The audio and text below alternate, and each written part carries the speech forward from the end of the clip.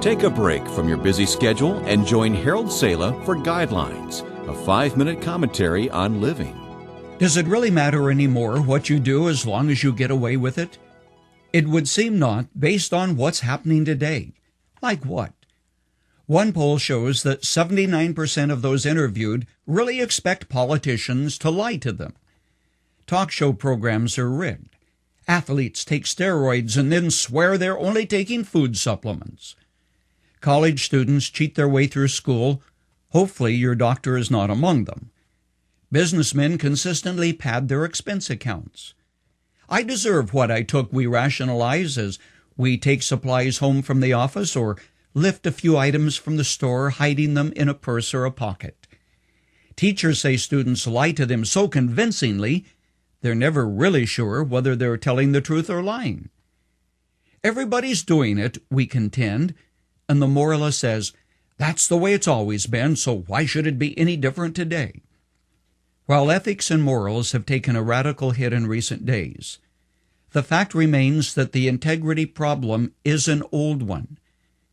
Making the issue intensely personal, answer the question, what have you ever done, knowing fully well that what you were doing was wrong?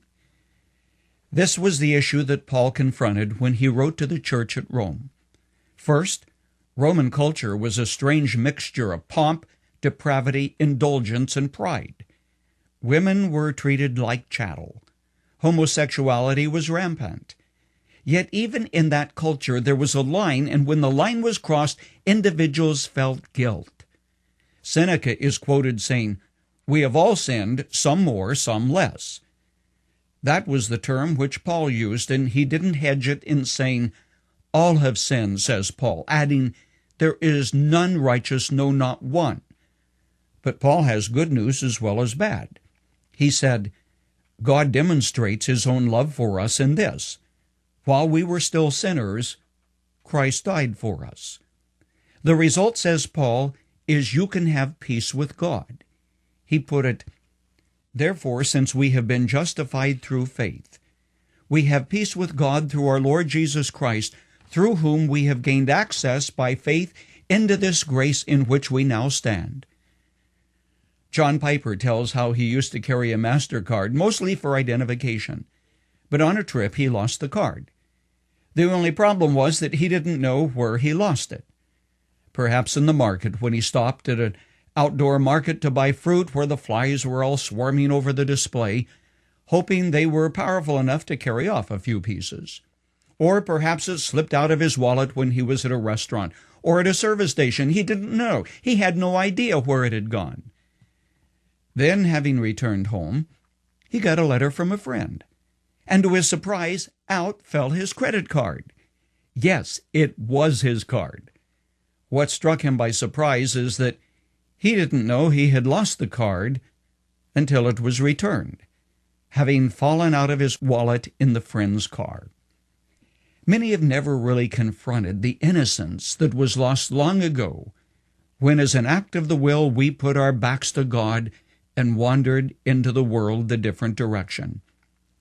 What humankind lost, Jesus Christ restored, and peace is part of the restoration package.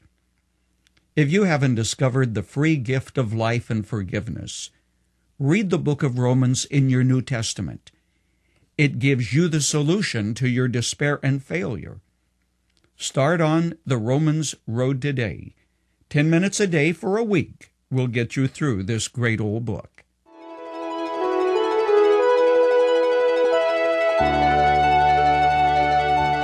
You've just heard Dr. Harold Sala with Guidelines, a 5-minute commentary on living.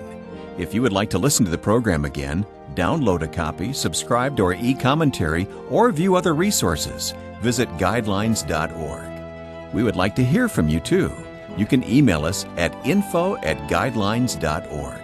That's info@guidelines.org. Thanks for listening, and we invite you to join us again for the next edition of Guidelines.